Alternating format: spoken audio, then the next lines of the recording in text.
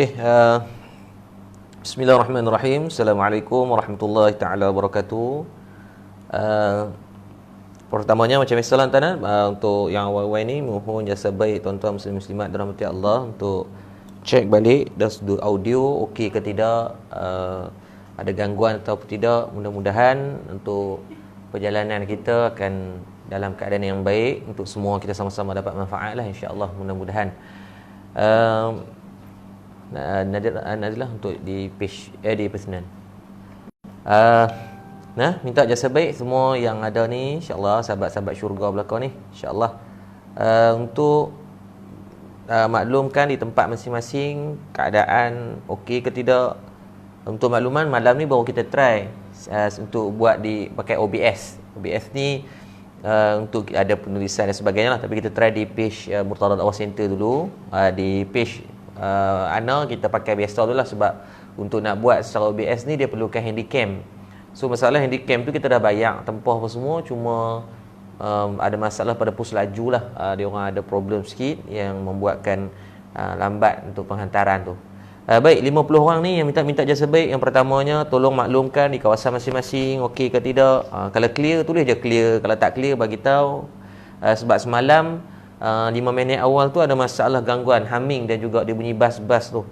So kita harapkan untuk hari ni mudah-mudahan tak berlakulah gangguan-gangguan. Kak Syakira Ismail, okay, alhamdulillah. Dan yang lain minta jasa baik untuk maklumkan berkaitan okey ke tidak kita punya Allahumma salli samad ni. Kalau tak okey bagi tahu, kalau okey pun bagi tahu. So mudahlah. Atikah Hizir, alhamdulillah. Amran Yaqub, subhanallah, alhamdulillah. Ana minta maklum tuan-tuan, insya-Allah untuk 5 minit awal ni untuk kita ni Kupang clear, masya-Allah. Ben Ai, Khalijah Abdul Hamid, Ahzu, Ne, Casey Goldsmith, boleh nama canggih Muhammad Mustaqim, alhamdulillah. Jadi macam ni Kudat Sabah, masya-Allah. Di Sabah saya dimaklumkan tadi ada satu lagi kes kematian di Tawau. Doalah mudah-mudahan Allah memberikan pemeliharaan yang baik kepada kita semua. Di Seri Petaling, subhanallah, ke Amelia Anwar, mudah-mudahan Allah pelihara. Di Shah Alam, Sofia Arifin, Ipoh Fiza Ahmad, Azrina Azhar, Padang Besar. Padang Besar boleh order baju ni. Abang Muhammad Izan, masya-Allah. Abang Izan ready, Abang Izan. Market insya-Allah tadi hari ni rebound dah market saham ni. Insya-Allah kita doa kalau tak ada apa Isnin ni, kalau market cun kita bagi tahu saham apa kita nak masuk, insya-Allah. Robi bin Abdul Rani, insya-Allah, alhamdulillah clear, line clear. Kak Nur Aini Yusof, alhamdulillah. Kak Nur Aini Yusof ni hebat ni. Hampir setiap kuliah saya mesti Kak Nur Aini ada, masya-Allah. Saya doakan agar istiqamah dan saya pun boleh istiqamah, insya-Allah. Kak Ina Ahmad, Bukit Selambau clear. Bukit Selambau alhamdulillah clear. Tarzizi Umar, Rawang pun clear. Okey, alhamdulillah 100 orang lebih dah masuk. Sambil-sambil 100 orang yang dah ada ni, saya mohon jasa baik untuk kita sama-sama bantu kempen untuk kita, kalau boleh kita nak pastikan engagement macam semalam. Untuk ramai lagi orang dapat manfaat. Kalau kita 130 orang share, insya-Allah kalau seorang daripada kita tarik seorang pun dah ada 260 orang. The same benda ni nampak macam simple, tapi insya-Allah dengan sebab tu engagement kepada orang ramai ni akan semakin banyak lah. Macam saya kata tadi, saya bukan monetize apa-apa, tak dapat duit sekupang sikit abuk pun. Cuma kita buat ni atas komitmen untuk kita sama-sama boleh mengaji dalam keadaan fasa sekarang ni. Muhammad Nizam Hashim Kajang clear. Adijah Muhammad Kota Kemuning, Danau Kota, Din Cik Kodi, ni Pak Kodi JKK ke apa ni. Nur Azlina Ismail Kemunting Perak, clear, sangat clear Ustaz, alhamdulillah. Habibullah Habib Saujana Putra, masya-Allah. Cik Na Chams, ni geng Chams ni, masya-Allah, family Chams, ahlan wa sahlan. Muhammad Izan, terbaik Ustaz, Isnin tolong PM tepi kaunter macam mana, insya-Allah. Nanti ingatkan Muhammad Zudin Imran Terengganu, Mua JDT, luaskan sebarkan ni. Ya, Cik Khairul, masya-Allah, sahabat saya pun ada. Cik Khairul ajak sahabat-sahabat kita founder untuk masuk. Tidak daripada Oralik saja, depan televisyen lagi Cik Khairul. Tahniah Cik Khairul atas inisiatif yang sangat baik. Tuan-tuan boleh follow Cik Khairul ni. Dia buat 2 hari ni dia bagi beberapa bantuan kepada golongan-golongan yang ada masalah kewangan. Tuan follow Cik Khairul, sahabat saya ni, jutawan ni, jutawan dunia akhirat. Hari ni dia bantu banyak gila orang, berpuluh-puluh orang bagi duit. Masalah keluarga yang ada masalah duit, tuan-tuan follow dia. InsyaAllah. Saham untuk Glove tak syariah kau Ustaz, boleh cek dekat Malaysia Stock Biz. Setakat sekarang yang saya tahu Stock Glove masih patut syariah. Tak tahulah kalau dia dah murtad ke apa. So far masih clear. Boleh cek dekat malaysiastockbiz.com. Dan tu ada semua surat beranak dia patut syariah ke tidak. Kita kampung clear. Okey, 200 orang alhamdulillah. Minta jasa baik 200 orang sahabat-sahabat, 250 orang ni untuk kita bantu dan share kepada orang ramai. Waktu-waktu maghrib ni insya-Allah saya yakin ramai mungkin depa ada kapit buah. sorry. Okey tak apa. Turun sikit. Tinggi sangat. Ada tak apa. Jadi minta jasa baik semua untuk kita bantu 250 orang ni, kita share kod diang apa semua ni clear. Padang Pasir Gurun, masya-Allah Abang Ruslan Cik ni. Orang-orang hebat ni. Embun Rejab, insya-Allah Kat Embun boleh kita bantu untuk share, untuk kita bagi manfaat. Seberang Jaya pun clear, UiTM, Tati, tak apa, Kak Tati Chams. So technically hampir kita cecah 300 lebih, kita mula untuk bacaan hadis kita. Boleh tuan-tuan? So minta jasa baik untuk still keep engaged, maklumkan okey ke tidak, agar daripada pihak kami boleh tahu. Untuk makluman tuan-tuan muslim-muslimat, malam ni kita try di Mutara Dakwah Center untuk buat apa ni dia panggil apa? OBS system. OBS system ni kita try macam saya tengok guru saya buat lah, Haji Asri dan sebagainya. Dia orang ada dalam live tu kita ada iklan dan sebagainya, kita datangkan untuk makluman orang lah. Just itu kita try that process insya-Allah. Nur Afifah Muhammad Najib, insya-Allah Bandar Sarjana clear, Kuala Ketir pun clear, Siti Rokiah, Nur Syakilah pin clear, Fiza Ahmad dan share. Ni kita bantu untuk share tuan-tuan. Bayangkan kalau 300 orang lebih ni kita pakat-pakat share, memang akan kita bantu ramai gila orang untuk mengaji juga. Sebab kita masih pada fasa malam ni adalah siri yang kedua untuk pembacaan kita hadis kita. So masih baru untuk kita masih ajak kawan-kawan yang lain untuk dapat manfaat bersama. Saiful Hafiz daripada Shah Alam clear, Penang Osman Hamid clear, alhamdulillah. Maksudnya secara teknikal saya rasa saya mengandaikan bahawa seluruh Malaysia kita clear. Belgium pun clear tu, dia orang lepas Belgium ni kerja di sana ke apa ni. Tanya jaga kesihatan di sana. Padang Midin, masya-Allah jemaah Padang Midin, rindu nak pergi Padang Midin ni. Simpang Pak Kangkung Cun. Okey, insya-Allah sebentar lagi kita akan mula insya-Allah 8.55 kita terus mula insya-Allah untuk semua-semua kita ambil manfaat dan faedah daripada hadis yang kedua berkaitan mengapa dunia Islam menjadi sasaran. Kalau kita tengok secara khususnya dunia Islam hari ini di antara jemaah-jemaah tabligh jadi sasaran seluruh Malaysia duk hentam depa seolah-olah depa ni sengaja buat dan sebagainya. Baik, kita akan bahas tu berkaitan hadis yang Nabi SAW sebut adalah hadis yang kedua daripada kitab yang kita bincangkan ni, kitab 40 hadis peristiwa akhir zaman. Minta bantuan daripada tim untuk cari PDF untuk hadis yang kedua ni. Maklum boh dekat ni insya-Allah. Nanti tim saya akan bagi di post tu hadis yang kedua berkaitan mengapa dunia Islam menjadi sasaran kemusnahan ataupun pemusnah. Orang-orang bukan Islam ni depa tunggu untuk nak trigger je. Kak Noriah Abdul Hamid, alhamdulillah, terima kasih share dan tu family group. Okey, baik, sebenarnya family group kita tu aktifkan daripada kita duk post benda-benda yang panik pada corona saja dan sebagainya. Baik kita aktifkan dengan pengajian. Ajaklah kalau kita sebagai mak ayah, ajak anak-anak kita dengar. Kita abang kat depa minta sejam je waktu untuk kita ambil manfaat. Nur Amirah Muhammad Kamil, Waalaikumsalam warahmatullahi wabarakatuh. Ustaz doa untuk kami staf TMB, insya-Allah. Saya doa untuk semua. Saya doa untuk staf saya juga, staf TMB yang hari ni walaupun ujian macam-macam depa tetap kena bekerja. So tu adalah pahala jihad yang sangat besar lah. Nabi kata al-ibadatu fil harji ka hijratin ilayya. Orang yang boleh bermujahadah di saat Allah datangkan banyak ujian ni diberikan pahala seperti golongan muhajirin. Tahniah buat sahabat kita Ojek Muhammad, insya-Allah. Azman Hussein, Sarimah.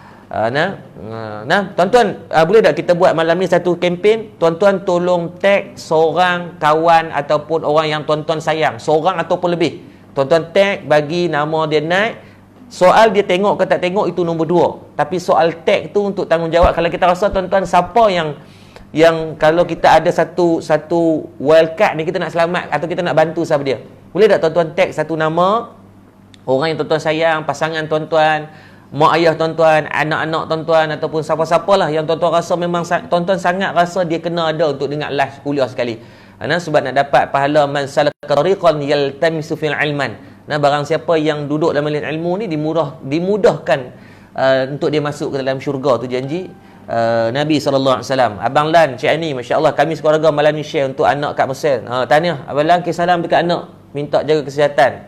Di Mesir ni bahaya. Kalau penyebaran wabak berlaku, memang akan jadi. Sebab mereka orang Arab ni relax kan. Mereka tak kisah. Dia bahasa mudah hati kering. Orang Arab ni. Abang Lan minta anak jaga kesihatan. Di sana insyaAllah mudah-mudahan. Okey, baik. 400 orang. Okey, kita boleh mula insyaAllah.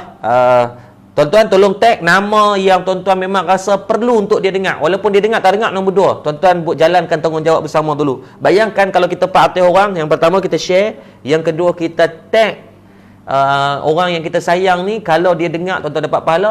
Dia tak dengar pun, tuan-tuan dapat pahala. Allah janji dalam Quran, faman ya'mal misqala zarratin khairan yarah. Diberikan ganjaran pahala. Okey, baik, insya-Allah. Rian Nina didungun clear. Okey, kita mula bacaan kitab kita 40 hadis peristiwa akhir zaman yang disusun oleh Syekh Abu Ali Al-Banjari An-Nadwi Al-Maliki ataupun Syekh Fahmi Zamzam dikenali. Jadi jom kita sama-sama sambung bacaan hadis yang kedua. Kita recap balik, semalam kita dah baca hadis yang pertama berkaitan takwa dan perpaduan asas keselamatan akhir zaman. Dan sinonim lah. Sekarang ni satu je tuan-tuan. Perpaduan kita kalau kita semua boleh bertolak ansur. Agar jangan pentingkan diri sendiri, jangan buat panic buying, jangan buat panggil pelik-pelik uduh-uduh melepok tengah malam. Jangan, kalau kita dah terdedah dengan satu keadaan yang kita rasa mungkin ada jangkitan, kita cepat-cepat pergi serah diri untuk buat check up, screening balik. Kalau semua buat kerjasama, saya yakin insya-Allah tuan-tuan, Allah akan bagi kesembuhan pada kita, Allah akan bagi penularan ni dalam keadaan yang sangat baik. Allah SWT. Jadi kalau semua bekerjasama, insya-Allah semua akan selamat insya-Allah. Dan kita bimbang tuan-tuan, Ramadan tak berapa hari lagi sebulan seminggunya masuk Ramadan tuan-tuan. Bayangkan kalau inilah attitude kita pakat duk balik kampung, kita pakat duk berimpun, kita pakat duk di tempat-tempat yang mungkin terdedah, maka berkemungkinan tarawih tahun ni pakat buat di rumah. Tuan-tuan, tarawih di rumah tuan-tuan memang Allah hilang nikmat Ramadan tu. Tuan-tuan ingat bila masuknya pengumuman dia ni pemegang raja-raja tu kan, dia kata saya mengumumkan esok jatuhnya satu Ramadan, malam ni semua orang seluruh Malaysia, seluruh dunia tuan-tuan akan pergi di Masjid Surau. Tapi tahun ni kalaulah wabak COVID-19 tidak dapat dibendung, kita pun tak bantu untuk memudah carakan untuk stay at home tuan-tuan.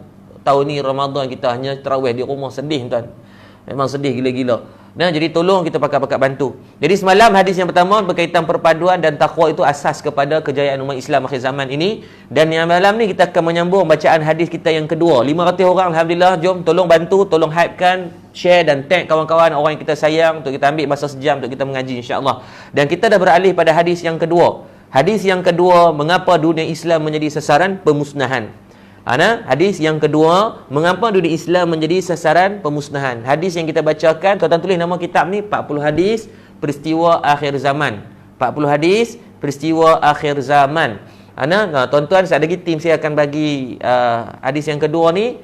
Tuan-tuan boleh baca dalam situlah sebagai panduan. Baik. Bismillahirrahmanirrahim. An ummil mu'minin Zainab binti Jahshin radhiyallahu anha qalat, Inna Nabi sallallahu alaihi wasallam dakhala alaiha fazi'an yaqulu la ilaha illallah wailun lil arabi min syarrin khadiq taraba futiha al-yawma min radmi ya'juj wal ma'juj wa ma'juj mithlu hadhihi wa halaqa bi usbu'aihi ibhami wallati taliha faqultu ya Rasulullah anahliku wa fina as-salihun qala na'am idza kathura al-khabath khabathu muttafaq alaih. Daripada riwayat Sahih Bukhari daripada Ummul Mukminin Zainab binti Jahshi radhiyallahu anha, beliau berkata, baik, siapa Zainab binti siapa Zainab binti Jahsin ini? Zainab binti Jahsin adalah salah seorang daripada isteri baginda Nabi sallallahu alaihi wasallam. Dan Zainab binti Jahsin ini pernah Allah turunkan ayat Al-Quran berkaitan sebab Zainab binti Jahsin dia pernah bernikah dengan anak angkat Nabi. Pernah zikah dengan anak angkat Nabi, dan Allah perintahkan pernikahan itu melalui wahyu Allah Subhanahu wa taala. Satu pengiktirafan lah. So Zainab binti Jahsy ni dia juga disebut di antara daripada kalangan bangsawan. Dia ni daripada ada kena mengena dengan adik-beradik Nabi SAW. Belah tok wan Nabi, maka Zainab bin Jahsh ni daripada kalangan golongan yang bahasa kita panggil have lah. Orang bangsawan, orang-orang yang dari segi hierarkinya agak baik. Jadi Allahumma salli alaihi wasallam, Zainab bin Jahsh juga daripada kalangan isteri yang dalam kalangan wanita yang dihormati dan juga orang yang sangat cantik. Segoklah. Jadi hadis ni daripada Ummul Mukminin. Sebab tu kalau kita tengok daripada kalangan wanita pun banyak daripada yang menjadi orang-orang yang meriwayatkan hadis. Di antara yang paling banyak daripada kalangan wanita yang meriwayatkan hadis adalah Sayyidatina Aisyah radhiyallahu anha. Isteri Nabi, anak Sayyidina Abu Bakar As-Siddiq. Maka Sayyidina Aisyah disebut daripada 5 daripada kalangan orang yang paling banyak dalam bab meriwayatkan hadis. Tuan-tuan tulis ni, ada beberapa nama yang banyak meriwayatkan hadis. Yang pertama, Sayyidina Abu Hurairah radhiyallahu anhu. Yang kedua, di antaranya Sayyidina Anas bin Malik. Yang ketiga, disebut di antaranya Abdullah ibn Umar radhiyallahu anhuma. Yang ketiga, yang keempat di antaranya Abdullah ibn Mas'ud radhiyallahu anhu. Yang kelima di antaranya Aisyah radhiyallahu anha. Saya ulang balik. Sayyidina Abu Hurairah, Sayyidina Anas bin Malik, Abdullah ibn Umar, Abdullah ibn Mas'ud dan juga Sayyidatina Aisyah radhiyallahu anha. Dalil ni menunjukkan bahawa orang perempuan pun kalau boleh mengaji bagi tinggi tak apa. Sebab ada satu perbahasan dia kata orang perempuan ni Allah mengaji tinggi-tinggi duduk kat dapur juga. Biar duduk di dapur dalam keadaan berilmu daripada duduk di pejabat dalam keadaan yang jahil. Dengar ayat ni. Biar duduk di dapur dalam keadaan seorang wanita yang berilmu, kerana ia jauh lebih baik daripada wanita yang duduk di tempat kerja dalam keadaan bodoh ataupun jahil. Sebab apa? Walaupun duduk di rumah, dia kata tak kerja apa-apa, tapi ingat, orang yang paling penting kedudukan kita adalah anak-anak. Bayangkan seorang ibu yang ada pendidikan, maka insya-Allah maka akan terdidik anak-anak tadi. Sebab tu istilah saya suka guru saya sebut, dia kata mana mungkin yang tidak terdidik boleh mendidik. Cuba tulis ayat tu. Mana mungkin orang yang tidak terdidik boleh mendidik. Kalau dia sendiri pun payah nak diajak, macam mana dia nak mengajak orang? Sebab kebimbangan bila dia tidak boleh terdidik, maka dia akan mendidik dalam keadaan emosi. Alhamdulillah band air itu dia tolong bantu kita. Duduk di dapur dalam keadaan lebih jauh daripada duduk pejabat. Betul? Kak Nurul Aini Khairuddin. Alhamdulillah, terima kasih. Baik, dari hadis daripada Zainab bin Jahsh radhiyallahu anha, isteri baginda Nabi sallallahu alaihi wasallam. Sebab tu permulaan disebut dengan an ummil mukminin, ibu kepada golongan orang mukmin, sebab mereka ni adalah isteri kepada Rasulullah sallallahu alaihi wasallam. Dan pada pagi tadi kita dah bincang dalam kitab Safinatun Najah berkaitan macam mana isteri-isteri Nabi itu juga digelar sebagai Ahlul Bait. Disebabkan apa? Sebab golongan-golongan Syiah mereka menafikan, mereka kata isteri-isteri Nabi ni orang biasa aja. Tapi dalam pendapat Ahlus Sunnah wal Jamaah mengatakan bahawa semua daripada kalangan isteri-isteri Nabi ini adalah orang-orang yang disebut dengan Ahlul Bait, ahli keluarga Rasulullah sallallahu alaihi wasallam yang dimuliakan, yang mana syurga pada mereka insya-Allah. Baik. Yang pertamanya, baginda Nabi sallallahu alaihi wasallam sebut, inna Nabi sallallahu alaihi wasallam dakhala 'alaiha fazi'an yaqul. Pada satu hari Rasulullah sallallahu alaihi wasallam masuk ke dalam rumahnya, dakhala 'alaiha, masuk ke dalam rumah Nabi sallallahu alaihi wasallam dengan keadaan yang fazi'an, dalam keadaan Nabi sallallahu alaihi wasallam masuk ni dalam keadaan yang Nabi takut. Fazi'an ni Nabi dalam keadaan yang kalau kita panggil ni gundah gulana hati tu. Dalam keadaan yang kita boleh nampak keadaan bila ada orang yang muka ataupun mimik muka dalam keadaan masalah dan sebagainya. Maka baginda Nabi sallallahu alaihi wasallam dalam keadaan Nabi yang takut tadi, Nabi keadaan muka yang agak panik tadi, maka Nabi bersabda la ilaha illallah. Nabi kata la ilaha illallah, tidak ada Tuhan melainkan Allah. Ni lafaz yang mahal ni. Tuan-tuan tulis lafaz la ilaha illallah adalah Nabi berdasarkan dalam hadis yang lain, Nabi kata afdal zikri fa'lamu annahu la ilaha illallah. Sebaik-baik kalam. Afdal ni kalau kita belajar dalam nahwu saraf disebut dengan isim tafdil. Isim tafdil ni apa? Perkataan yang paling tinggi. Kalau kita dengar azan kan, Allahu akbar, Allahu akbar, Allah Maha Besar, Allah Maha Besar. Asalnya apa? Kabir, besar. Bila belajar bahasa Arab kan, kaf, ba, ya, ra. Kabir, yang besar. Tapi pada yang nak menguatkan besar tadi, menggunakan isim tafdil dengan menggunakan akbar. Akbar. Asal mungkin afdal tu menggunakan ayat isim tafdil. Maka dia menjadi ajmal, orang yang paling cantik. Cantik habis meta. Orang kita habis ni habis meta, kira tak ada hak lebih pada tu dah. Paling besar, Allah yang paling besar. Paling sega, Allah yang paling cantik. Maka dalam ni pun juga disebutkan dengan kalimah dengan isim tafdil ni, nak abang kata kuat sungguh. Maka kita faham, maka dalam keadaan kalimah la ilaha illallah adalah kalimah yang mentauhidkan diri. Nabi kata afdal zikri fa'lamu annahu la ilaha illallah. Sebaik-baik perkataan yang disebut adalah kalimah la ilaha illallah. Jadi masa ni banyak fasa kita duduk berkurang di rumah. Masalah Dr. Mizam pun ada bersama kita, seorang pakar bedah. Masya-Allah. Anak beliau duduk di Murtada Dakwah Center di integrasi tahfiz Darul Murtada, dan alhamdulillah anak Dr. Mizam ni insya-Allah kita jangka lagi sebulan atau 2 bulan akan habis 30 juzuk. Doakan untuk anak Dr. Mizam insya-Allah. Dan sekali lagi tuan-tuan, saya nak minta jasa baik semua 500 orang lebih ni, tolong share, tolong tag nama kawan-kawan kita, ajak mereka untuk masuk dengan live kuliah sekali. Kita nak kekalkan momentum ni bagi orang semua boleh dapat faedah dan manfaat pengajian insya-Allah. Baik, maka bila disebut dengan kalimah la ilaha illallah, maka Nabi kata wailun lil arabi. Nabi kata celakalah ataupun binasalah bagi lil arab, yakni bangsa Arab. Daripada apa? Min syarrin. Syarrin ni maksud kejahatan ataupun perbuatan-perbuatan dosa, daripada malapetaka, daripada benda-benda yang tidak baik. Khadiq taraba, yang sudah hampir menimpa kepada mereka. Maka Nabi balik duduk masuk je dalam rumah, terus Nabi SAW mengatakan wailul lil arabi min syarrin qad iqtaraba. Nabi kata celakalah golongan orang-orang bangsa Arab ini daripada malapetaka dan kejahatan, kemaksiatan yang sudah menimpa mereka, apa yang mereka dah buat. Maka kenapa Nabi kata macam tu? Futihal yauma min radmi Ya'juj wa Ma'juj. Dan Nabi kata pada hari ini telah terbuka dari dinding Ya'juj dan Ma'juj seperti ini. Seperti ini Nabi menunjukkan seperti ini tu, Nabi buat satu isyarat. Mithlu hadhihi, Nabi menunjukkan contoh. Wa halaqa bi usbu'aihi ibham. Ibham ni ibu jari. Wallati taliha.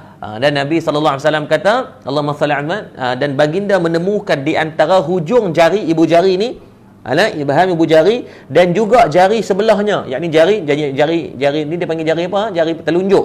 Jari telunjuk yang dengan itu baginda mengisyaratkan seperti bundaran. So Nabi tunjuk keadaan bukan macam ni. Ni dia pun kata buat love kan. Nabi tunjukkan di antara dua isyarat tangan ni, mengatakan bahawa dah berlaku dah kemaksiatan ataupun kezaliman yang manusia buat. Menunjukkan seperti bundaran. Dan saya, maka ketika tu fakultu ni kembali kepada apa? Kalau kita belajar dalam bab Nausarah, kembali kepada orang yang bercakap tadi adalah Zainab binti Jahsyin. Saya bertanya, fakulta ya Rasulullah. Dia terus tanya kepada Rasulullah. Bila Nabi tunjukkan isyarat tangan macam tu, maka terus Zainab bin Jahsyin menanyakan kembali kepada Rasulullah, fakultu ya Rasulullah anahliku wa fina as-salihun.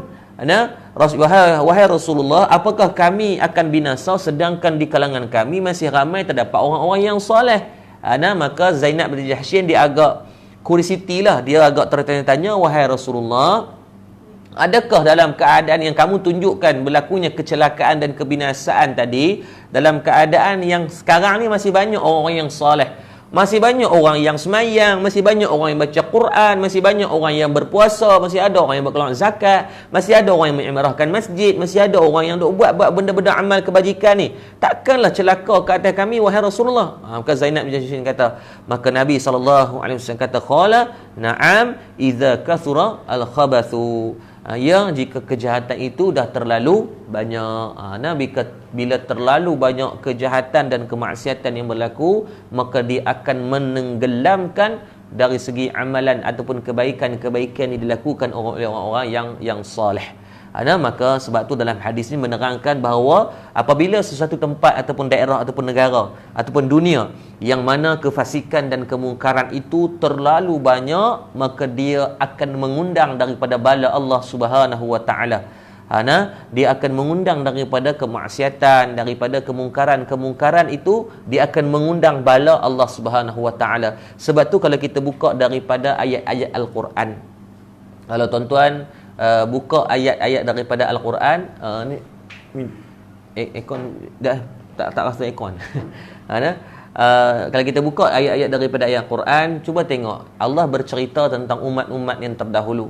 Saya rekomen tuan-tuan kalau boleh tuan-tuan buka dalam surah Al-Ankabut. Surah Al-Ankabut, Allah Subhanahu wa taala bercerita tentang umat-umat yang terdahulu banyak sangat-sangat. Sebab tu kata guru kita Syekh Nuruddin Marbu Al-Banjari, Syekh Nuruddin dia kata apa, dia pesan, dia pernah sebut ke kami, dia kata apa? Dia kata kenapa surah Al-Ankabut ini banyak cerita tentang umat-umat yang terdahulu? Sebab Allah nak menyatakan kepada kita Al-Ankabut itu bermakna labah-labah. Kenapa? Sebabkan labah-labah ni, perangai labah-labah, dia Allahumma salli ala Muhammad, dia suka buat benda yang sama yang dia tahu benda tu mudah untuk pecah, fragile lah, benda yang mudah untuk rosak. Ini buat sarang. Pasal tak labah-labah dia akan buat je sarang dia. Hari-hari dia akan buat benda yang sama. Dia tak akan buat benda lain. Walhal kalau kita tengok labah-labah tu, dia bukan perlukan ruang yang besar pun untuk dia nak bergerak. Kan? Dia bukan macam manusia. Manusia ni dia perlukan ruang tamu, manusia ni dia perlukan dapur, dia perlukan bilik air, dia perlukan tempat tidur, apa semua dia perlukan macam-macam kan, halaman rumah. Labah-labah dia tak perlu bilik air. Dia nak berak, kentut, kencing, dia ikut teradap je kat mana-mana pun dekat sarang dia tu. Jarang kita tengok dia kata Ustaz nak pergi kencing Ustaz, tak ada. Kat mana dia nak buat, dia buang. Dia tak kisah. Dia tak ada, dia nak tidur pun dia tidur je dekat sarang dia tu. Tapi kenapa dia akan buat sarang dia tu lagi banyak. Kalau kita biar satu rumah kita, padahal kita tengok dia duduk setempat je. Maka kata Syekh Nuruddin, maka itulah sifat rakusnya manusia. Walaupun manusia ini tahu bal tu'sirunal hayatad dunya wal akhiratu khairun wa abqa. Manusia semua tahu negara dunia ni tempat yang tipu daya, tempat yang kita akan tinggalkan. Wal akhiratu khairun wa abqa. Negara akhirat itu adalah kekal abadi. Semua manusia tahu. Orang beriman tahu, orang tak beriman tahu. Orang Islam tahu, orang kafir pun tahu. Depa semua tahu, semua manusia tahu. Steve Jobs mati juga. Walaupun dalam keadaan kita tahu dia di antara dikategorikan orang yang memiliki syarikat yang terkaya di dunia. Apple tu syarikat di antara syarikat yang terkaya di dunia. Syarikat pertama di dunia yang mencecah nilaian 1 trilion adalah Apple. Maksudnya kaya dia, tapi mati tak? Mati. Tapi adakah salah cari dunia? Tak. Nanti kita akan bahas bab tu. Cuma nak cerita kata, kenapa dalam surah Al-Ankabut Syekh Nuruddin kata sebabkan sifat yang Allah nak tamsilkan bagaimana labah-labah ini suka mencari atau buat benda yang banyak dalam hidupnya sia-sia, maka itulah juga manusia. Dia tahu dunia ni dia akan tinggalkan. Ni dalam fatrah ni Allah datangkan dengan ujian, beribu orang mati, beratus ribu orang dijangkiti. Sepatutnya ambil untuk tazkirah. Kenapa tak? Ambil untuk tazkirah, tapi tak, kita ada je buat belagak, dia buat sombong, kita tak takut dengan corona, kita takut dengan Allah sahaja. Boy, kemas. Dia terlupa corona tu sendiri adalah makhluk Allah. Corona tu makhluk Allah.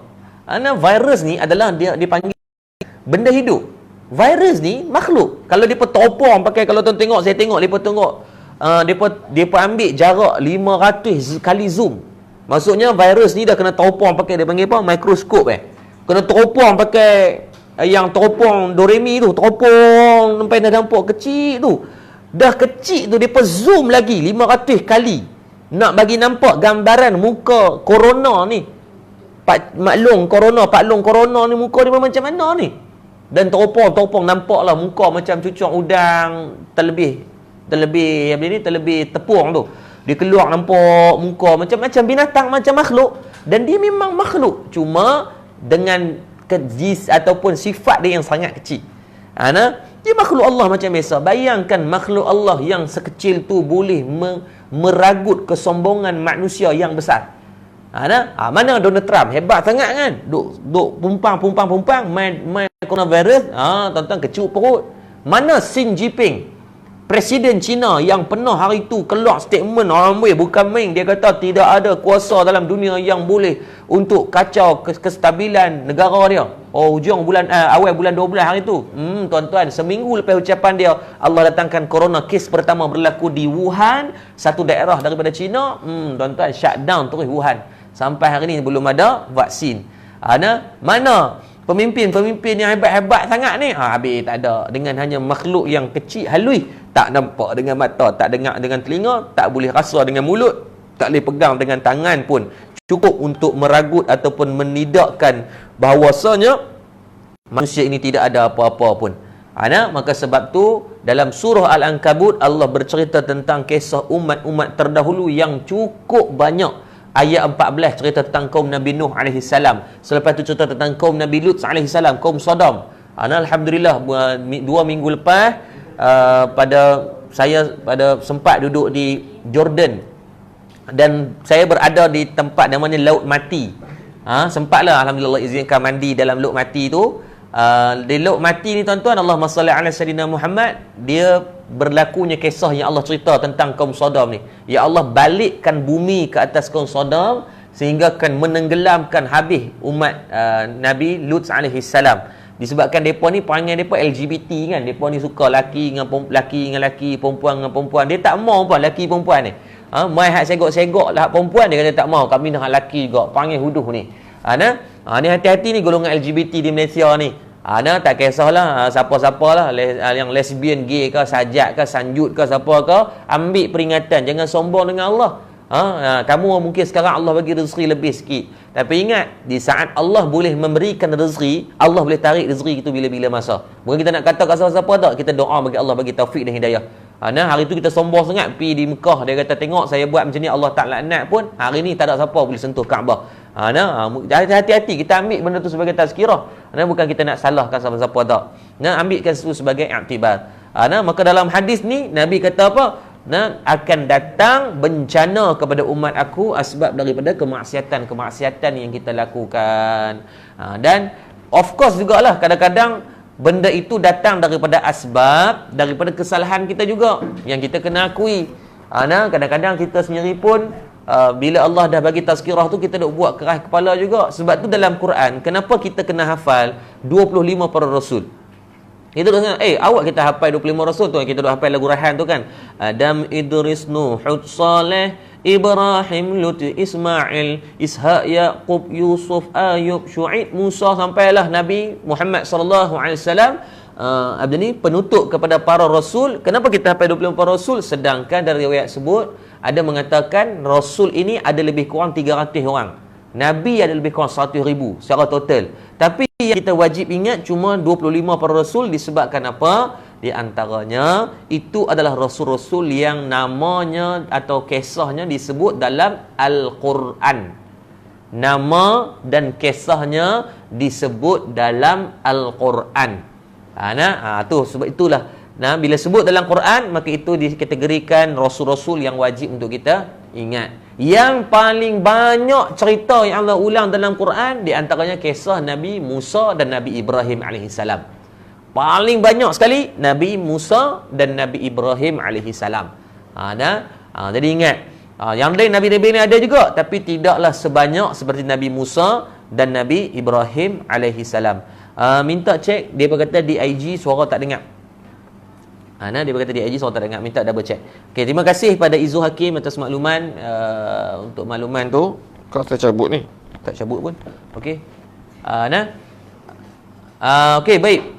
Maka seterusnya, apa Nabi kata? Nabi sebut, Nabi kata, Nabi tunjukkan tanda isyarat tadi. Atas tanda apa? Mengatakan bahawa dekatnya dengan kebinasaan. Tuan-tuan boleh bayang tak, kalaulah di zaman Nabi SAW hidup, kena on? Ini tak on? Oh, Masya Allah. Kalaulah zaman Nabi SAW pun dah, patutlah. Kalau di zaman Nabi SAW, terima kasih pada Izu Hakim makluman, saya terlupa nak buka mic boya ni. Ni boya darat. Di zaman Nabi SAW, Nabi dah cerita dah bahawasanya akan berlakunya bala bencana, akan datangnya malapetaka kepada kita, itu 1400 tahun yang lepas. Sebab tu ulama membahaskan, ulama kata apa? dalam perihal hadis-hadis yang berkaitan dengan akhir zaman ini, disebut kepada kita, Allahumma salli ala sayyidina Muhammad, kalau di zaman Nabi SAW dah disebut dengan dekatnya kiamat, apatah lagi dengan kita dah 1441 tahun hari ini. Bahasa mudah gini, bilakah gelaran umat akhir zaman disebut kepada kita? Tuan-tuan, bila gelaran umat akhir zaman mula dicop kepada kita?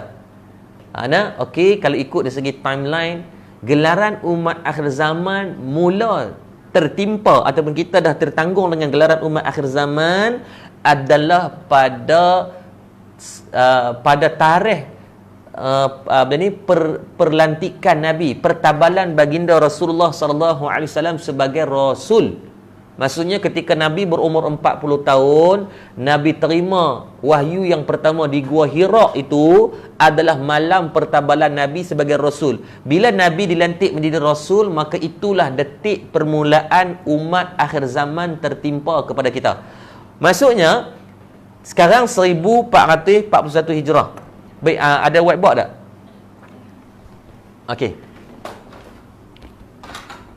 Sekarang 1441 Hijrah. Gini kita buat kiraan dia. 1441 Hijrah. Ni sekarang 1041. Sekarang Nabi dilantik menjadi Rasul 13 tahun sebelum peristiwa Hijrah. Umur Nabi 40 tahun. Maka sifirnya tambah dengan 13 tahun. 13 tahun bersamaan dengan 4, 5, 4, 1. Sekarang ni dah 1454 tahun. Gelaran umat akhir zaman dah tertimpa kepada kita. Bayangkan, 1454 tahun dah tuan-tuan. Bukan sekejap. Maksudnya dah lama sangat dah gelaran umat akhir zaman. Sebab tu ulama' mengatakan bahawa kalaulah di zaman Nabi itu sesuai digunakan perkataan umat akhir zaman, tapi kita dah tak sesuai umat akhir zaman, habis kita disebut apa? Kita disebut dengan umat akhir zaman. Kita ni tak disebut dah dengan umat akhir zaman, kita disebut dengan umat akhir zaman. Kalau kita pergi pasar raya, dia panggil dengan istilah clearance stock. Kita ni ujung-ujung nak habis dah. Sebab tu dalam hadis yang lain, kalau nanti kita akan jumpa hadis yang ke-8, nanti kita akan jumpa hadis tu, Nabi kata sayusibu ummati daul umami, akan tertimpa kepada umat aku nanti dengan penyakit umat-umat yang terdahulu. Dalam hadis maksudnya Nabi nak cerita nanti akhir zaman akan himpunkan semua penyakit-penyakit huduh umat-umat terdahulu ni, dihimpunkan dalam satu masa. Hak tu jam. Al-asharu wal-bataru wat-takasur wat-tanajus fid dunya wat-tabakhut wat-tahassud hatta yakuna al-bakhyu, banyak yafidul mal wa tazharul fitan wa yaksurul harju. Ini semua penyakit-penyakit yang Nabi sebut akan tertimpa kepada umat akhir zaman. Ini kita lah. Ada dah 1454 tahun. Ingat tuan-tuan, 1454 tahun dah tertimpa umat akhir zaman. Kalau tuan-tuan baca dalam kisah umat-umat yang terdahulu daripada zaman Nabi Adam AS, cuba tengok, kebanyakan umat ni tak pernah lebih pun ketika diutuskan Rasul di zaman mereka. Selepas utusnya Rasul ataupun Rasul di zaman masing-masing ni, tak ada pun yang lebih daripada 1500 tahun. Tak ada. Kita di antara umat yang paling panjang Allah extend lah. Sebab tu Nabi kata, di zaman Nabi tu Nabi dah menunjukkan jari telunjuk dan jari ibu ni dah kata dekat sangat dengan kiamat itu. Maka dalam bab tu, sebab tu kena beringat. Dan sebab tu kalau kita tengok hari ni macam mana kesiannya kepada, kenapa dikatakan mengapa dunia Islam menjadi sasaran pemusnah. Hari ni kalau kita tengok bagaimana di antara saya sedih lah satu bila hari ni beberapa minggu ni orang duk kecam jemaah tabligh. Secara peribadi, walaupun saya tak pernah ikut depa secara official, tapi dulu waktu duduk di UPNM, saya ingat lagi, alhamdulillah, bila sahabat-sahabat tabligh saya orang yang ikut juga kadang-kadang mereka pergi untuk ziarah dan sebagainya. Cuma saya tak ada lah kekuatan untuk nak pergi sampai 4 bulan, sampai 40 hari. Tapi saya sentiasa doakan mana-mana sahabat saya yang boleh buat ni, mereka ni orang sangat hebat tuan-tuan. Mutakhir 2 minggu ni pakat duk kecam mereka dengan macam-macam berita. tuduh mereka dengan macam-macam pertuduhan-pertuduhan yang pada saya sangat keterlaluan. Tak terkecuali datangnya berita-berita palsu yang mereka tambah, bahasa mudah duk tambah perasa ni. Saya yakin ada golongan-golongan tertentu yang disebut dengan cyber trooper yang mereka ni khas tugas mereka nak buat cacar merba pada jemaah tabligh. Bukan saya nak bela tim jemaah tabligh kata mereka tak ada langsung. Yang pertamanya kita kena faham bagi elok. Himpunan Ijtima' Tabligh di Seri Petaling tu berlaku pada bila? Tuan-tuan cuba tengok balik tarikh dia. Pada 27 hingga 1 Mac. Tuan-tuan cuba tengok balik. Himpunan Tabligh berlaku pada 27 hingga 1 Mac di Seri Petaling. Apa yang berlaku pada 27 dan 1 Mac, ketika itu belum ada apa-apa pengumuman daripada kerajaan untuk kuarantin atau apa-apa lagi. Tuan, ini fakta. Bukan kita nak bela. Bukan saya nak bela mereka kata, oh, mereka 100% tak maksum ke apa. Tak. Pada saya, cuba tengok dengan bahasa mudah kita tengok dengan ilmu. Sebelum kita nak judge. Yang salah ada tetap salah. Kita yakin daripada 15,000 tu confirm lah ada. Dalam standar pisang takkan tak ada yang buruk langsung.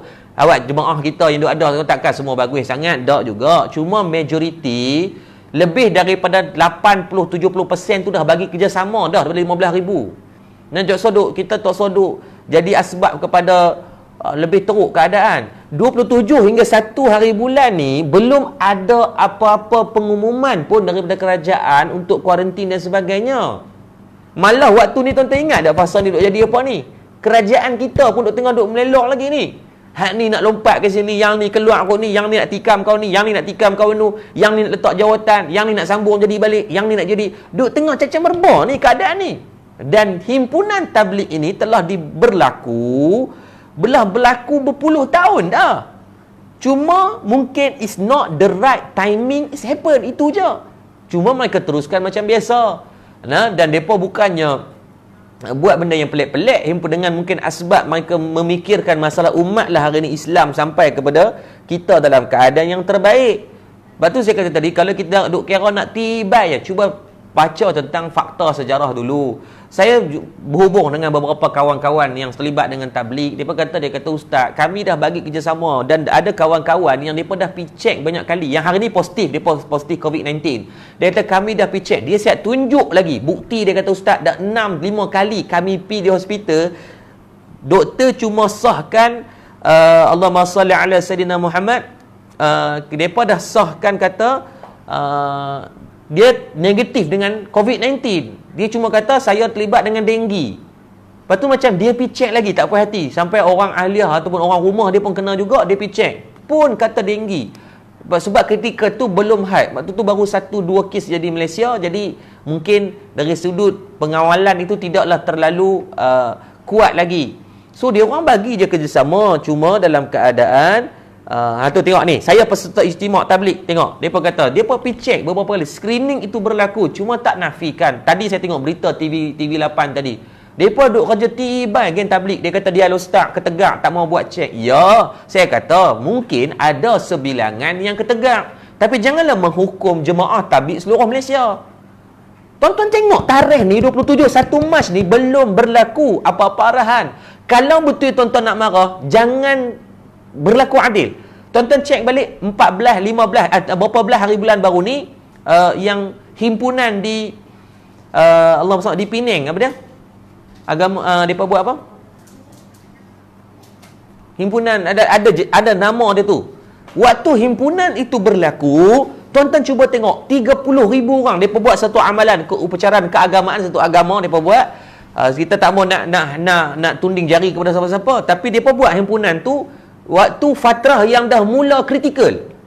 Kalau betul nak kecam, tuan-tuan tiba tu. Dan saya dapat makluman tadi daripada seorang sahabat saya yang ada autoriti dalam bab ni. Dia kata dah ada himpunan dia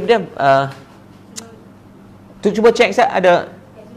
Bukan Sulawesi, di Penang. Dia satu upacara keagamaan lah. Dia buat tu, apa yang berlaku adalah, cuba nak tahu tarikh depa tu.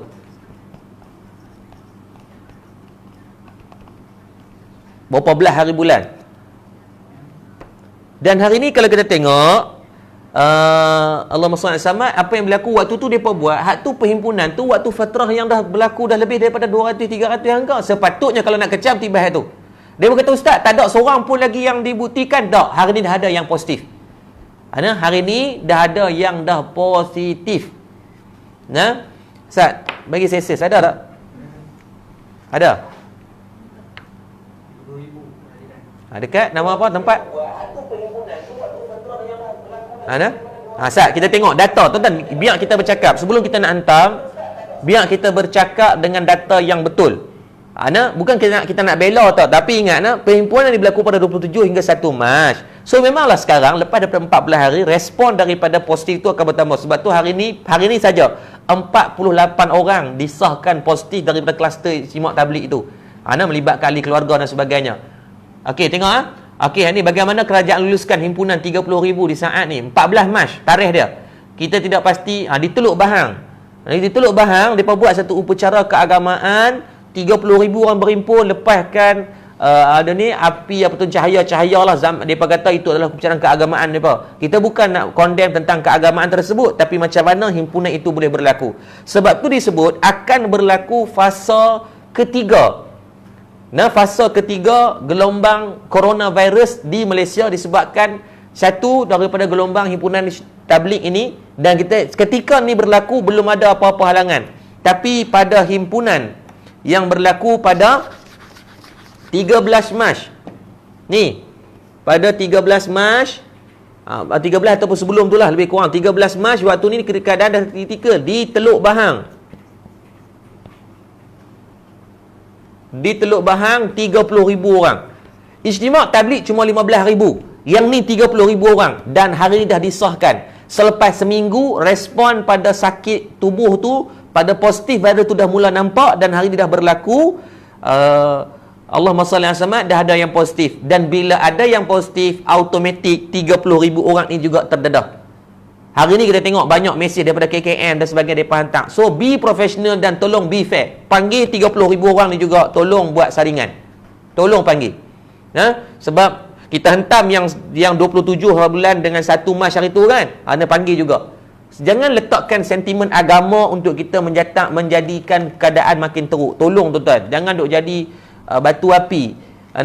Yang dah berlaku tetap berlaku. Tak boleh kita nak bela siapa-siapa, tapi tolong apa yang terjadi memperlihatkan kelemahan kerajaan sebelum dan mengenai. So ayat tu Allah SWT dalam bab tu kita doa lah, mana pun kerajaan daripada Pakatan Harapan ke Perikatan Nasional ke, minta agar dalam bab ni tolong ambil berat lah selepas ni. Kalau perlu untuk sampai kita isytiharkan, minta, saya dimaklumkan tadi askar dah akan mula buat bantuan pada hari Ahad ni untuk mereka akan bantu buat Roblox dan sebagainya.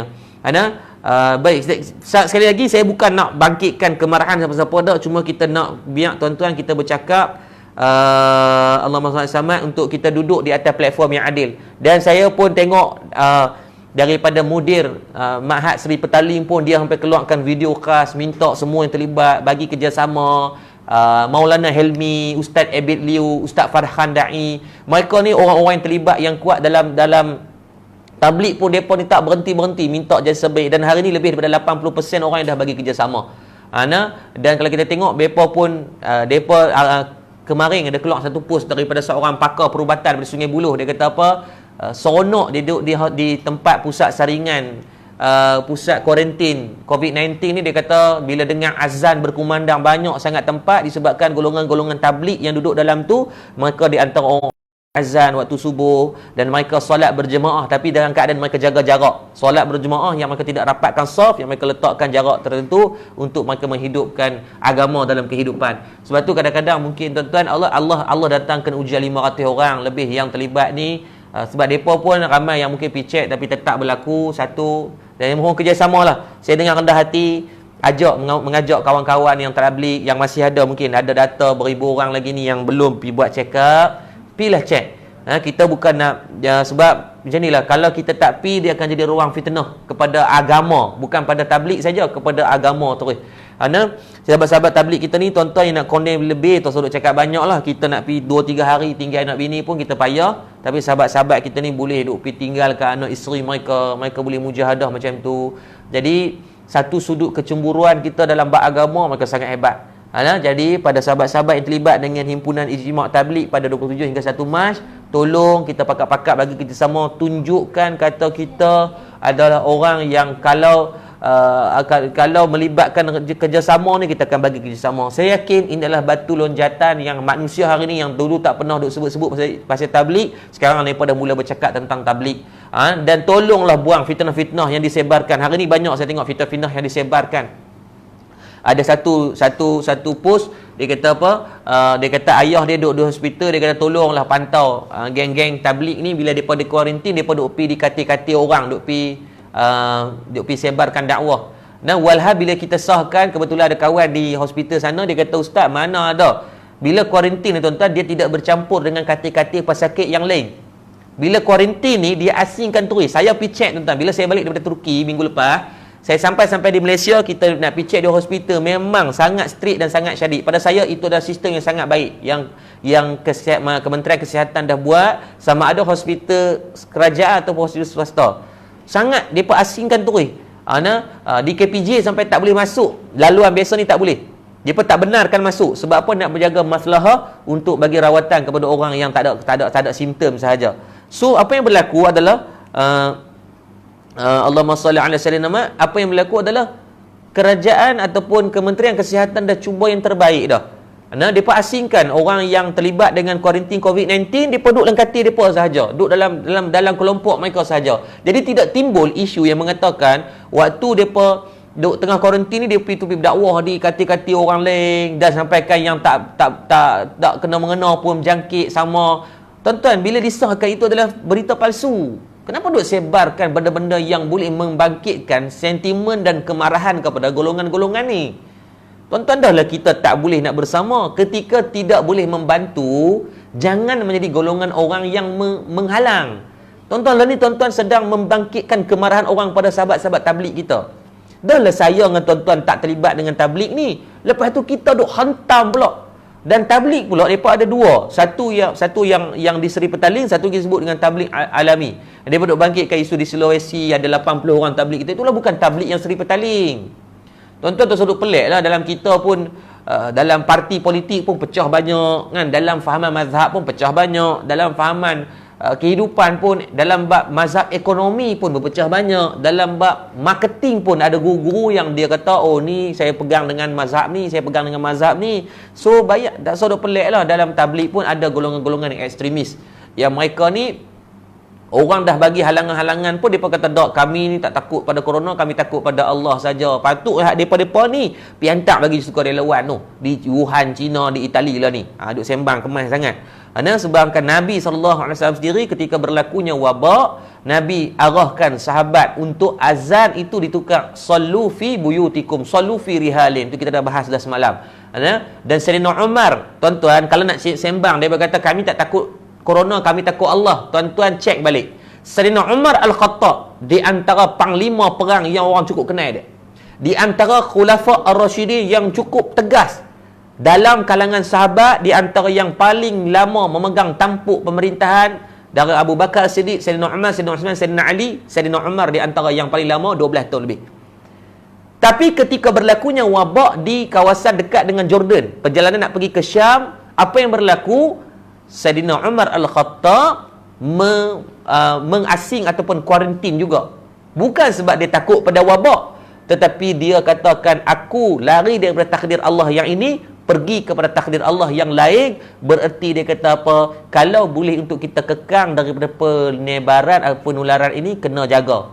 Dia takut dah Allah. Sayyidina Umar sudah lebih takut daripada kita semua. Sebab tu sahabat Nabi sebut dia di antara 10 sahabat yang dijanjikan syurga. Dia bukan malam jadi emosi sikit, bukan emosi pun tuan-tuan tahu. Sebab saya sedih dan kecewa hadis yang kita baca pada malam ni, mengapa dunia Islam ataupun orang-orang agama ini dihantam sehingga kan mereka tidak ada ruang untuk membela diri, sehingga kan tidak ada ruang untuk mereka ini bercakap pada platform mereka. Saya menggambarkan satu je, kalaulah platform media digunakan, maksudnya panggil mudir Seri Petaling yang mereka dah buat video dah, minta orang bagi kerjasama jemaah-jemaah tabligh, panggil Maulana Helmi, panggil ustaz-ustaz yang terlibat dalam tabligh ini, bagi platform mereka menggunakan media sosial. Gunakan berita TV8 tu, gunakan platform-platform yang waktu-waktu peak hour pukul 7 tu, panggil guru-guru kita yang mulia dalam bab tabligh ini untuk mereka bercakap sendiri. Buat macam pertusan tu juga. Assalamualaikum warahmatullahi ta'ala wabarakatuh. Saya adalah sekian-sekian yang terlibat dengan jemaah tabligh ni sekian. Memohon jasa baik dengan rendah hati. Saya mohon kepada semua jemaah-jemaah tabligh agar untuk kita semua pergi buat check up. Kan bagus gunakan platform tu lah. Kalau saya rasa kalau buat macam tu, insya-Allah akan lebih ramai orang yang akan pergi buat screener. Dan tak ramai dah. Yang lain semua dah pakat buat dah, cuma tinggal sikit lagi je. Kita pun sedih tuan, hari ni saja 48 kes yang positif daripada kluster tabligh tadi. Dan tuan-tuan tunggulah. Sekali ikut daripada gelombang ketiga ni, himpunan di Teluk Bahang tadi 30,000 orang, sekali ganda daripada jumlah daripada Seri Petaling, dan itu berlaku pada fasa 13 ataupun 12 Mac yang jauh lebih bahaya lah. Apapun kita doakan, mudah-mudahan kepada yang kata keluar tinggal anak bini, bukan nak keluar, kena jumpa syura, markah masih kena interview, tafakud, syura akan tanya keperluan untuk keluarga. Betul, tengok sahabat kita Muhammad Syariq, dia kata apa, memang susah, bukannya boleh keluar ikut teradap je. Jadi jangan kita judge ikut suka kita, tak mereka buat atas kapasiti yang mereka pun jaga sungguh-sungguh. Jadi hadis yang malam ni kita berbincang tentang bila kejahatan terlalu banyak, orang duk kira bangkitkan isu-isu fitnah, orang duk kira hentam orang tanpa sebab musabab. Dan yang lebih kita bimbang, tuan-tuan, kita menjadi ejen duk sebar benda-benda yang tak betul ini. Saya dan tuan-tuan di antara orang yang menjadi ejen duk sebar maklumat-maklumat palsu ni. Macam di Sungai Petani pun baru ni, minggu lepas disebarkan satu mesej. Dia berkata ada seorang jemaah tabligh yang baru balik daripada Seri Petaling duk tembak roti canai di Bandar Puteri Jaya. Dia berkata positif COVID-19. Pagi tu penuh orang Sungai Petani pakai duk sebar dalam grup-grup di Sungai Petani ni, pakai duk viralkan, lebih daripada 20,000 dah share. Tengok-tengok tuan-tuan, sahabat yang dituduh tu dah duk di hospital dah 2-3 hari dah. Dan dia disahkan negatif daripada saringan COVID-19. Dan dia pula buat video, dia jawab balik, dia kata janganlah buat pertuduhan macam tu dan sebagainya. Sedangkan video tu dah tersebar dah, orang pun duk kata macam-macam. Yang makcik-makcik bawang ni, pakak duk hentam ni, bongok lah, tak pandai lah, bodoh lah, apa semua. Tuan-tuan ni bayangkan 20-30 ribu orang tu, tuan-tuan nak minta maaf macam mana? Tuan-tuan jawab saya, nak minta maaf macam mana? Yang tuan-tuan dah sebarkan, ya tuan-tuan boleh delete, tapi macam mana nak sebarkan pada orang yang dah baca? Boleh ke saya balik Malaysia kerana ada hadis Nabi SAW, jangan keluar di kawasan wabak. UK dan Malaysia dua negara dah ada kes. Masihkah hadis itu pakai? Buat Muhammad Afi Ammar Azman, inisiatif kerajaan Malaysia sekarang cuba bawa balik, dan negara-negara lain pun sebolehnya mereka nak tak mau bagi Allahumma salli ala Muhammad kita duduk di negara-negara mereka lah. Tapi kalau nasihat daripada kerajaan untuk dibawa balik, ikutlah. Maksud macam semalam pagi tadi kita dah bahas tentang nak ambil nasihat daripada ulil amri disebabkan dia jaga masalah yang lebih besar. Pelajar di UK, saya doakan selamat di sana insya-Allah. Samalah stay safe, jaga kesihatan. Jangan keep engage dengan orang, solat di rumah, makan di rumah dan sebagainya, insya-Allah selamat.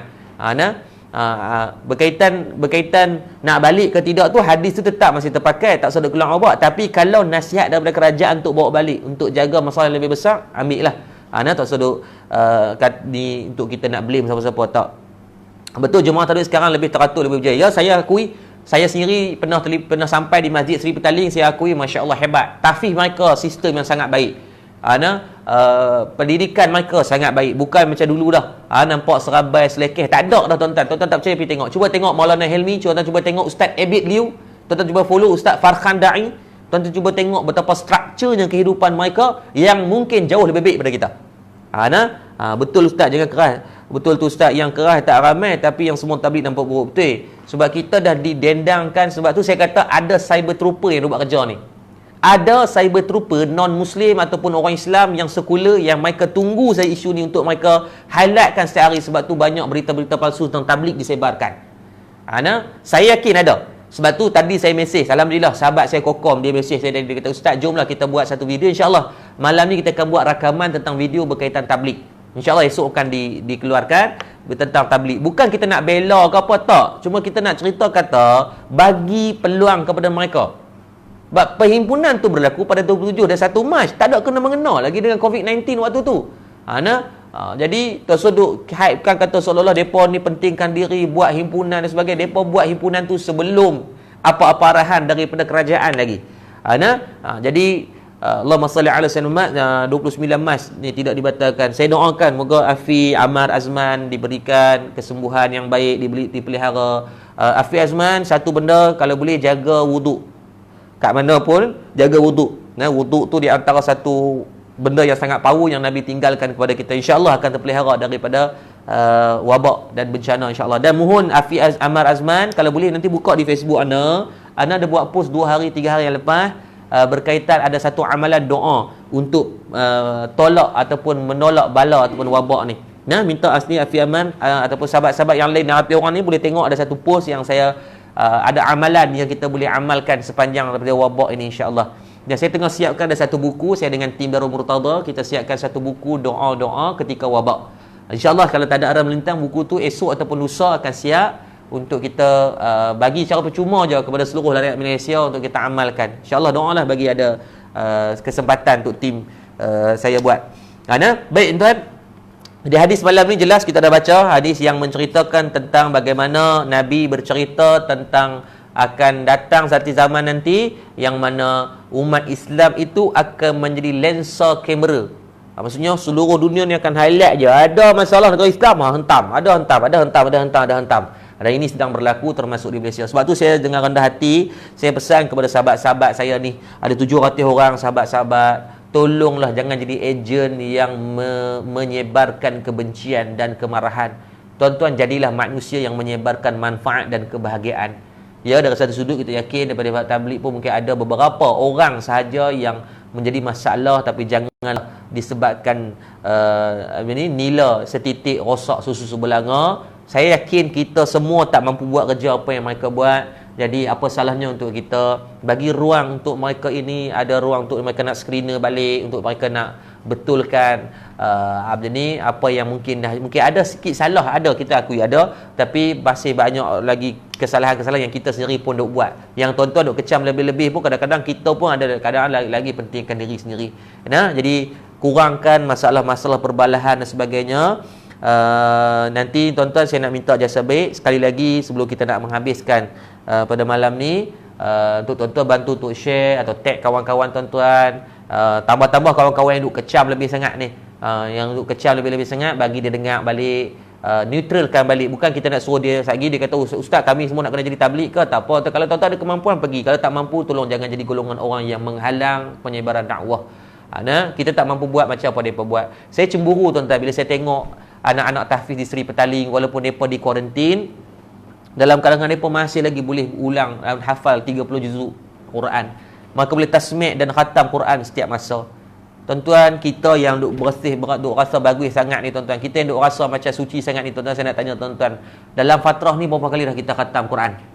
Ni dalam fatrah ni, fatrah ujian COVID-19 ni, kita duk hentam dengan tabligh ni, tuan-tuan, dalam fatrah hari ni berapa kalimah la ilallah yang kita dah sebut? Dalam fatrah ni berapa banyak Quran yang kita dah baca? Dalam fatrah ni berapa banyak kesebaran Islam yang telah kita buat? Kita tak buat tuan-tuan. Maka kalau tak mampu duduk pada orang yang buat macam mereka, janganlah jadi golongan orang yang menghedik atau mengherdik ketika adanya ruang-ruang kekurangan itu. Apa salahnya untuk kita jadi golongan yang menutup kesalahan itu, untuk kita jadi orang juru cakap untuk membela mereka. Bila tuan-tuan macam itulah. Jadi apa kata kita sama-sama jadi orang yang meredakan kebencian-kebencian dan kemarahan-kemarahan yang dibangkitkan ini. Kita jadi golongan orang-orang yang menyebarkan kebahagiaan itu lebih daripada menyebarkan hasad dengki, insya-Allah. Moga Allah bagi rahmat dalam kasih sayang kepada kita semua, insya-Allah. Saya mendoakan sahabat-sahabat kita yang terlibat dengan perhimpunan tabligh untuk yang baki-baki tak banyak tuan-tuan, sikit je lagi. Ada dalam beberapa ribu orang je lagi. Yang lain semua dah pergi dah tuan-tuan. Sahabat-sahabat ni untuk pergi buat screener, kalau negatif alhamdulillah, kalau positif takziah, saya doakan moga Allah bagi ganjaran pahala.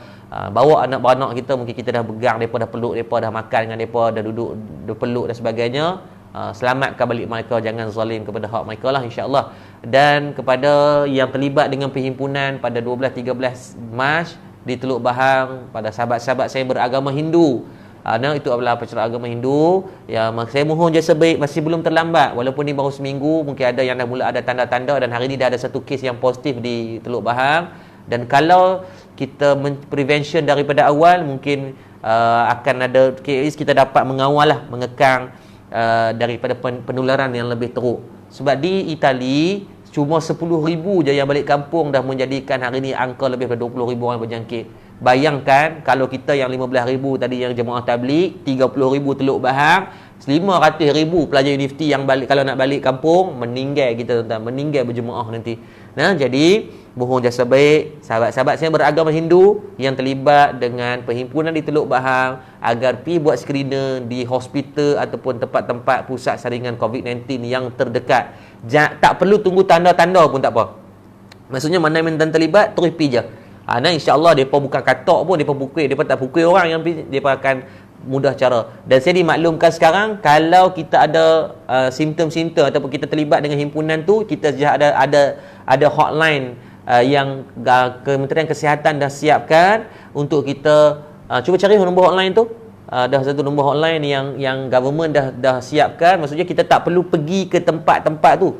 Kita tunggu di rumah, nanti pihak Allahumma salli ala Muhammad, kementerian akan hantar orang untuk mai check di rumah. Ni dah nombor hotline dia. Talian beroperasi 24 jam, dia panggil Crisis Preparedness and Response Center, CPRC. Ni baguslah tuan, ni satu inisiatif daripada Kementerian Kesihatan KKM kita, satu bentuk pada saya yang sangat Allah SWT yang saya sangat pujilah. Dia ada 3 hotline yang disediakan, 038888100200, 0388881000, 038888100700. Ni nombor hotline yang saya rasa mungkin kita boleh siapa yang terlibat je dengan sama ada himpunan tabligh ataupun di Sarawak baru ni dia buat himpunan silat, guru-guru silat kan. 2 minggu, minggu lepas tak silap saya tengok ada satu himpunan yang dia buat di Sarawak, himpunan guru-guru silat. Cerita dia corona hang silat ke, hang tak silat ke, hang taekwondo ke, muay thai, corona dia mai tak ada kira siapa dia.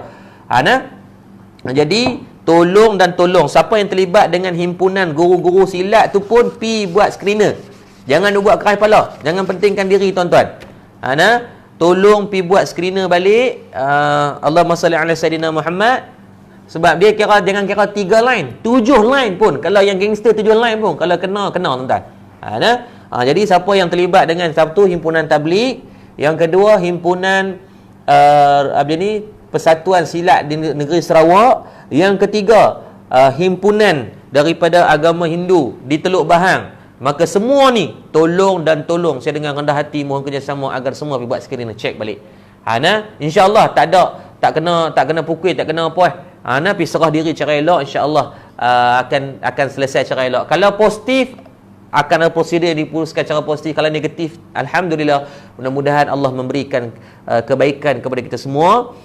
Yang dah pergi dijemput ambulan pun tak nak pergi. Ya, itulah Kak Nur Hayati Umi Jamal. Tu saya kata ada segelintir. Kita tak nafikan ada jenis keras kepala. Ada. Lepas tu saya kata kita doalah bagi Allah. Macam kita lah kadang-kadang pun kita ketegak juga. Sama je kita pun kan. Jadi kita nak minta untuk daripada kawan-kawan, daripada sahabat-sahabat tabligh yang ada, pilah pakat-pakat pergi buat, insya-Allah untuk kita selesaikan cara baik agar mudah-mudahan COVID-19 dapat dikekang daripada penularan dan perebakannya kepada orang ramai. Dan insya-Allah mudah-mudahan Ramadan tahun ni kita semayang di Masjid Surau. Kita tak mau semayang di rumah tuan-tuan. Tolong saya mohon je sebaik saya rendah hati ni, saya merayu sangat-sangat kat tuan-tuan. Saya nak Ramadan kita nak buka puasa sama-sama di masjid. Kita nak boleh semayang jemaah sekali. Kita tak mau semayang di rumah tuan. Tak mau, tak best. Ramadan ni diseronok tu semayang jemaah. Jadi saya mohon hashtag tuan-tuan. Tuan-tuan hashtag tabligh, silat dan himpunan Hindu di Teluk Bahang tadi untuk mereka semua untuk kita pergi check. Sebab kita dah bahas hadis pada malam ni. Dan insya-Allah esok malam kita akan beralih kepada hadis yang ketiga daripada kitab 40 hadis tentang tajuk seluruh dunia datang mengerumuni dunia Islam. Tajuk malam esok best. Seluruh dunia datang mengerumuni dunia Islam. Ada apa pada dunia Islam akhir zaman ni? Ada apa pada orang Islam sehingga seluruh dunia nak main? Nanti esok kita akan bahas insya-Allah. Saya ucapkan terima kasih banyak pada tuan-tuan muslim-muslimat. 500 orang masih maintain pada malam ni untuk dengar live kita. Dan saya mohon jasa baik lagi sekali, kawan-kawan yang belum share, tolong share kepada grup WhatsApp masing-masing. Tuan-tuan copy link dan tuan-tuan hantar saja, insya-Allah nanti mereka akan dengar selepas ni. Dan siapa yang belum set see first, tolong set see first dan aktifkan, onkan butang notification. Maksudnya bila live berlangsung, tuan-tuan terus akan dapat Allah SWT, tuan-tuan akan dapat notification tentang live. Sebab esok pagi, tuan-tuan ingat kita ada 2 sesi. Yang pertama, sesi waktu pagi.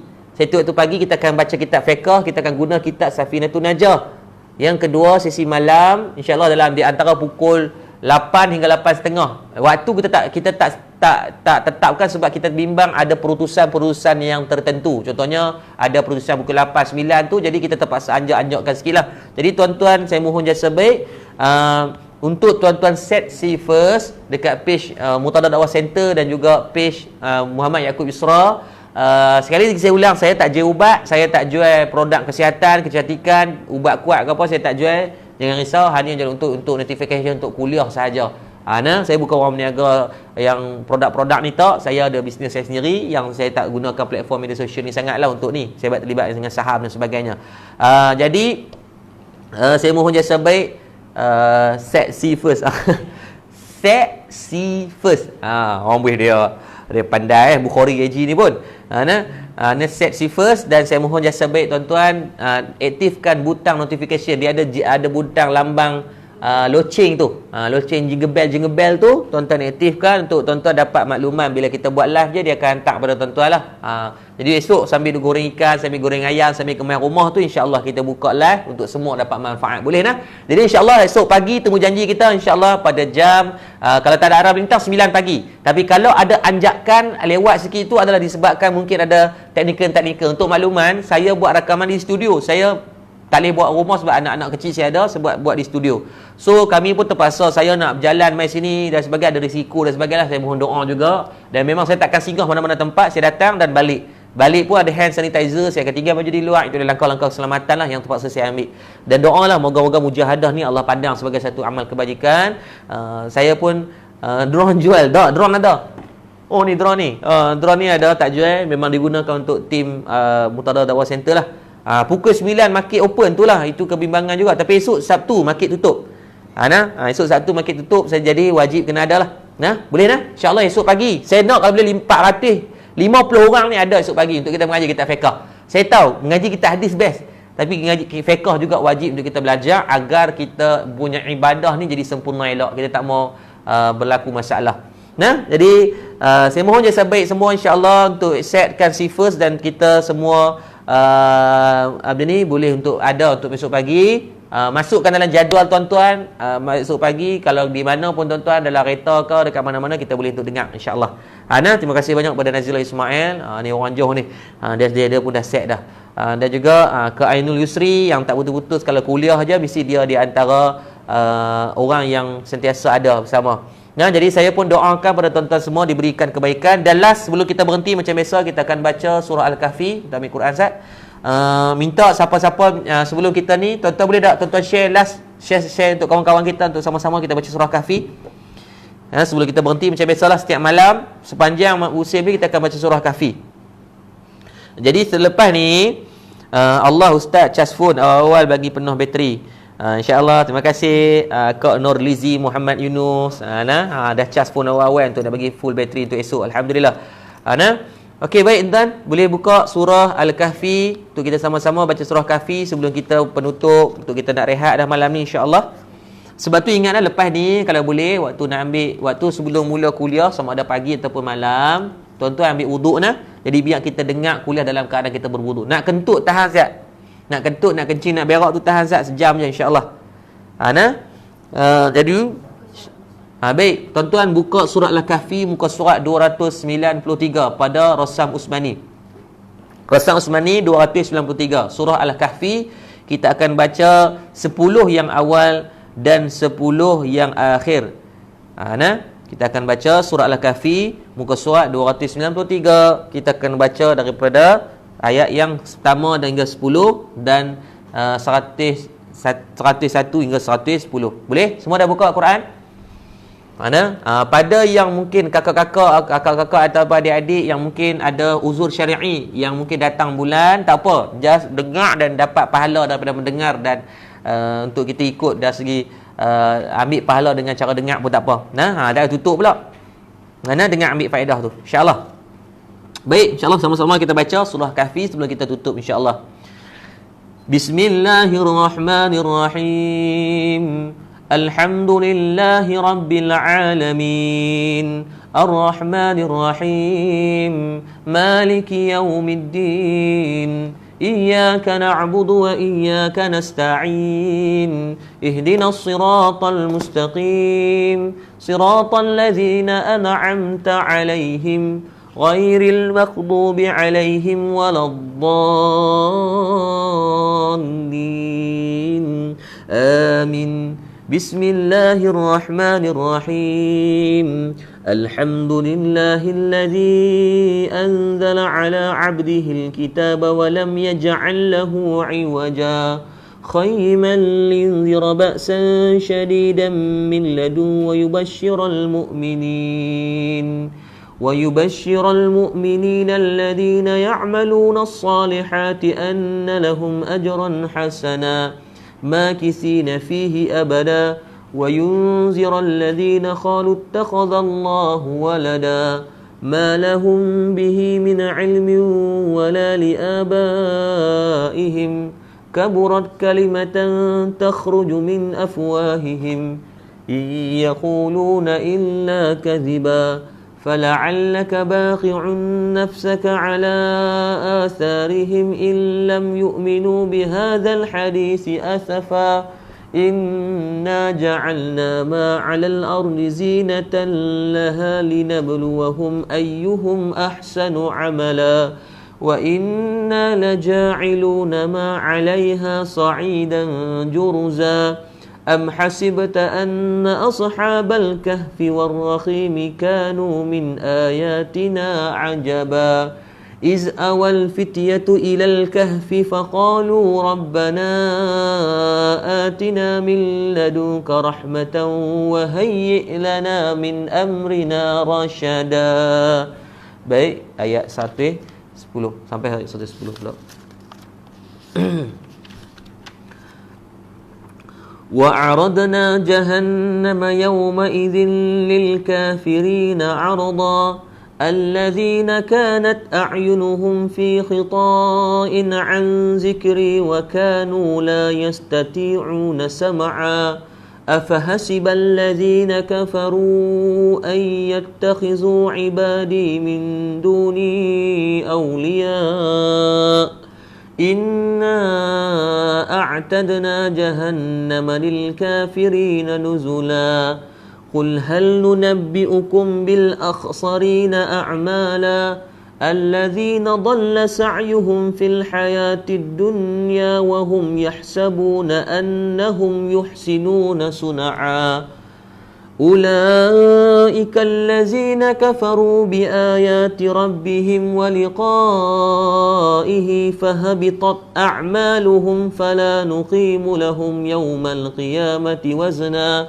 ذلك جزاؤهم جهنم بما كفروا واتخذوا آياتي ورسلي هزوا إن الذين آمنوا وعملوا الصالحات كانت لهم جنات الفردوس نزلا خالدين فيها لا يبغون عنها هولا قل لو كان البحر مدادا لكلمات ربي لنفد البحر قبل أن تنفد كلمات ربي ولو جئنا بمثله مددا قل إنما أنا بشر مثلكم يوحى إلي أنما إلهكم إله واحد فمن كان يرجو لقاء ربه فليعمل عملا صالحا ولا يشرك بعبادة ربه أحدا صدق الله العظيم.